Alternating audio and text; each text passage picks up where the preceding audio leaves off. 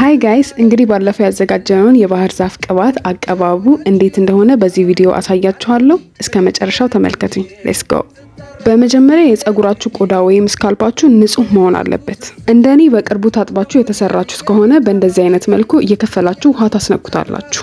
ይሄ የሚጠቅመን ውሃው ቆዳችንንም ፀጉራችንንም ሞይስቸራይዝድ ያደርገዋል ወይም እርጥበት እንዲኖር ይረዳል። ኦይሉ ደግሞ ይሄ እርጥበት ኦር ሞይስቸር ከቆዳችን ከፀጉራችን ተኖ እንዳይወጣ ያደርገዋል።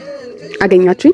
በመቀጠል ቅባቱን ሳናበዛ ትንሽ እያደረግን ስካልፓችንን ወይም ቆዳችንን እንቀባዋለን። ከተቀባችሁት በኋላ መረሳት የሌለበት ነገር ማሳጅ ማድረግ አትርሱ ጋይስ ፕሊዝ። ማሳጅ ስናደርግ የደም ዝውውራችን ይጨምራል። የደም ዝውውራችን ሲጨምር የፀጉራችን ፎሊክሎች ወይም ሄር ሩት አክቲቭ ይሆናል። ኒውትሪየንቶች፣ ኦክሲጅን ያገኛል። ወሳኝ ነገር ነው ጋይስ። የፀጉራችሁን ዘለላ መቀባት እንዳትረሱ፣ እሱም በጣም ያስፈልገዋል። ይህ ቅባት አንቲባክቴሪያል አንቲፈንጋል ፕሮፐርቲ ስላለው ከፈንገስ ከባክቴሪያ ፀጉራችንን ይከላከልልናል። ዩካሊፕተስ ኦይል ወይም የባህር ዛፍ ኦይል ለፀጉርም ከሱም ባሻገር ለጤና ብዙ ጥቅሞች አሉ። እንግዲህ አቀባቡ ይሄን ይመስላል። ከወደዳችሁት ላይክ ኮፒ ሊንክ አድርጉልኝ። ለሌላ ጊዜ ሊጠቅማችሁ ስለሚችል አሪፍ የቨራይት አድርጉት። እወዳችኋለሁ። ባይ